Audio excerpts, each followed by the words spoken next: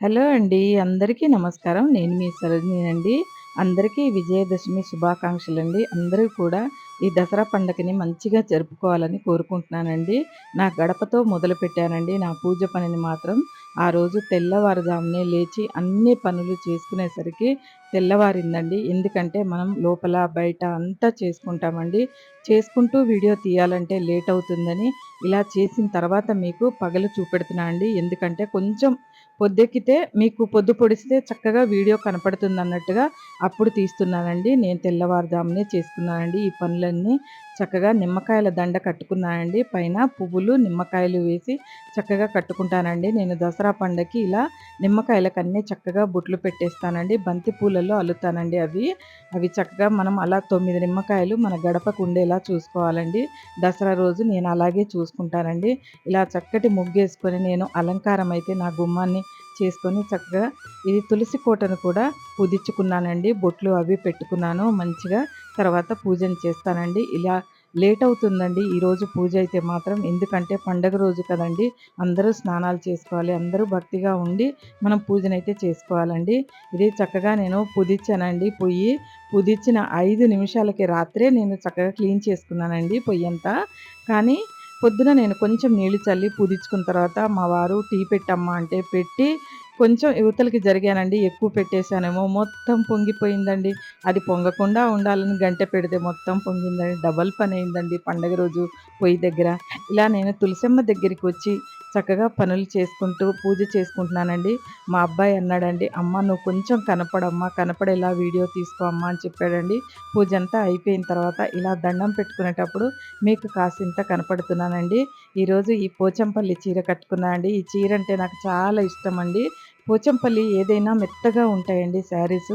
మన ఏజ్‌కి తగ్గట్టు, నా ఏజ్‌కి తగ్గట్టయితే ఇవి బావుంటాయని నా అభిప్రాయం అండి. ఎవ్వరు కట్టుకున్నా కూడా ఎంత హుందాగా ఉంటారంటే పోచంపల్లి చీరలు చాలా బావుంటాయండి.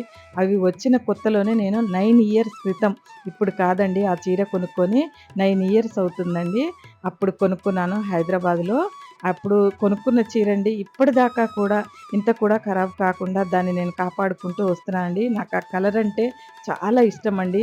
ఎన్ని చీరలున్నా కూడా నేను అలాంటి చీరలే కట్టాలని అనుకుంటానండి. మెత్తగా ఉండాలి. కాటన్ చీరలై ఉండాలి. చక్కగా మనకి కోటా కాటను ఇంకా చక్కగా మృదువుగా ఉండే చీరలు చాలా ఉంటాయండి. పేర్లు తెలియటం లేదు నాకిప్పుడు. గుర్తుకు రావడం లేదు అంతే. ఇంకా చాలా బావుంటాయండి. ఇలా పూజ గదినైతే అందంగా అలంకరించుకొని బంతి పూలతో దండలన్నీ రాత్రే కట్టుకున్నానండి. కట్టుకొని చక్కగా పూజనైతే ముగించుకున్నా అండి. దసరా రోజు పూజ చేసుకుంటూ వీడియో తీయాలంటే కష్టమని ముందే చెప్పానండి. అందుకనే ఇలా నేను పూజనైతే అంతా చేసుకొని నైవేద్యం గట్రా అన్నీ చేసుకున్న తర్వాత మీకు వీడియో పూజంతా అయిపోయిన తర్వాత వీడియో తీస్తున్నా అండి. మధ్య మధ్యలో అక్కడక్కడ కొద్దిగా చూపెట్టి ఇంకా ఇలాగైతే పండగ రోజైతే విజయదశమి రోజండి ఇది.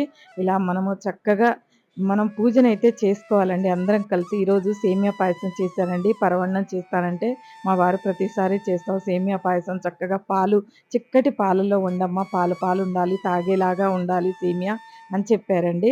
కాబట్టి అలా ఆయన కోరిక మేరకు అది చేశానండి నేను ఈరోజు. కొన్ని స్వీట్స్ కూడా పట్టుకొచ్చారండి మా వారు. ఇక్కడ పెట్టలేకపోయాను అమ్మవారికి. నేను టైం అయిపోయింది అప్పటికే. మా వారు తర్వాత తెచ్చారండి. పూజ అయిపోయిన తర్వాత స్వీట్ హౌస్‌కెళ్ళి చక్కటి స్వీట్ అయితే తీసుకొచ్చారండి.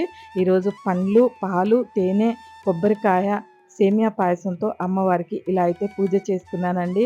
ఆ దుర్గమ్మ వారు అందరిని చల్లగా కాపాడాలండి. నా వీడియోలు చూస్తున్న మీరందరూ కూడా చాలా బావుండాలి. మీ కడుపులో ఉన్న, మీ మనసులో ఉన్న ఎటువంటి కోరికైనా, మీ కడుపులో ఎటువంటి బాధున్నా కూడా మనసుకి ఏ బాధ కలగకుండా మీరు హ్యాపీగా ఉండాలని కోరుకుంటున్నానండి. దసరా రోజు మాత్రం మేము ఇలా నిమ్మకాయలు ఇరువైపులా పెడతామండి. పసుపు, కుంకుమ పెట్టేసి నిమ్మకాయలు అద్ది అందులో పెట్టి తర్వాత ఒక కొబ్బరికాయని కొడతారండి మా వారు. పూజంతా అయిపోయిన తర్వాత కొబ్బరికాయ కొట్టి అందులో పసుపు, కుంకుమ దండిగా వేస్తారండి ఇలాగా. చూడండి ఎక్కువ పోస్తారు. ఇలా మాత్రం కొంచెం దిష్టి తీయాలండి మన గడపకి. తీసేసి ఇలా ఒక కొబ్బరికాయ అయితే కొట్టి ఇరువైపులా పెట్టి తెల్లారి తీసి దూరంగా ఎవరు తొక్కని చోట పాడేయాలండి. వీడియో నచ్చితే లైక్ చేయండి, షేర్ చేయండి, కామెంట్ చేయండి.